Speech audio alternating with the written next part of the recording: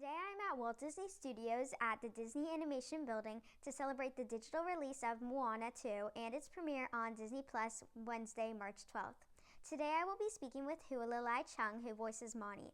Moni is the storyteller of Motonui, a new character who joins Moana's crew in Moana 2. I will also be talking with Awhimai Fraser, who voices Matangi. She is a mysterious and powerful goddess of the underworld. Let's find out more about their experiences voicing these amazing characters. Hi, my name is Kennedy. It is so nice to meet you. I'm a huge fan of Moana. I loved the movie and all the music. Thank you for taking the time to sit down with me today. Thank you. Thank you for having us. Mahalo. These questions are for both of you to answer. Can you explain your role for anyone who has not seen the movie yet? Ooh, great question. Matangi is mysterious. She is the protector of a certain realm without giving away too much. She is a little bit crazy, but then also has really heartfelt moments. She is a demigod and she is curious about Moana. Yeah, and Moni is the storyteller of Motonui. The storyteller. No one else. It's just him. Of Motonui, and he's a new recruit onto Moana's crew as they go off on this new adventure. And he's a super Maui fan, and he's fun-loving and warm-hearted, clumsy, and you'll love him. Yes. Number one fan of Maui. Number one. What does it mean to you to have this type of representation on the big screen, and what do you hope audiences take away and learn from it? What a beautiful question. It means the world, I think, to be a part of a family with Disney, to be a part of this particular movie, the songs, the feelings, the themes throughout. I think that it's a huge honor. What I hope that people take away from it is to be a little brave, try something different, but also don't forget the people who are around you who enable you to have that bravery, and just give them a bit of a Coke Zero at the end of the day to say thank you. Yeah, totally. I think very specific. Yeah, and I'm a fan of that.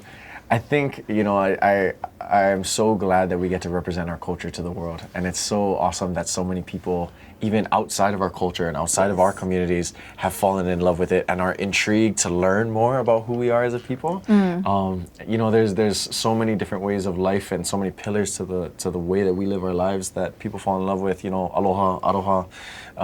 And I really believe that if people take that away, how to love one another, how to look out for one another, so on and so forth, can change the world. So. Well, I've fallen in love with it. So. Atta girl. Yeah.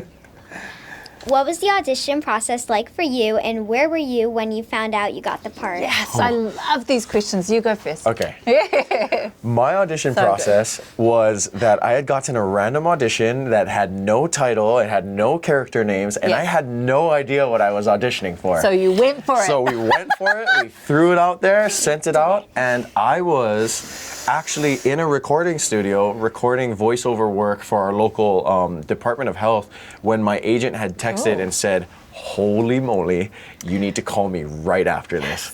And I remember jumping on the phone and jumping on FaceTime with her and her playing this voicemail on speaker from the Walt Disney Animation Company. You got a voice message? Yeah. Because my agent didn't answer the phone. And I'm like, why are you not answering the phone? So it was, okay. Yeah. Why not now? Why not now? Exactly. My audition process was, I knew that it was Disney, but I didn't know what it was for. And so I think the script was, I think it was about slug monsters in some sort of place, but it wasn't, it was still very different to this world. So I didn't know that it was Moana 2. And so my audition process was I hired a studio to give it my best shot, and I went in and I recorded 45 minutes of an a cappella song, and then the one from Aladdin that's just come out, that one. And then I did an audition script in that same studio. My agent came back and said, I think you can do better than that. So then I went to my agent's studio and I recorded the scene again. They very kindly put it into a package, sent it away, and then 7 months later, we both had meet and greets, which we didn't know what that was. So that was, we like, No did you idea. Google? I Googled it, couldn't find it. Yeah, no idea what it was. No idea what a meet and greet was, but it turned out to be, we just got to meet the directors and producers, executive producer, and just get to talk about who we were and where we were from. And then I was in the car, hands-free, answered my safe. agent's call, and she had just said, they've just given you the role, and we thought we were going to wait for weeks, and so that was amazing. Yeah, life-changing. Yeah. Totally life-changing. Yeah. So cool. That's really cool. Thank you. Well, thank you so much for taking the time to talk with me today. Thank you. Can we have a Thank you, photo? No, yeah, I was about to. It's like, make sure you follow thepatricios.com and our social media channels for more movie reviews, interviews, entertainment, and fun.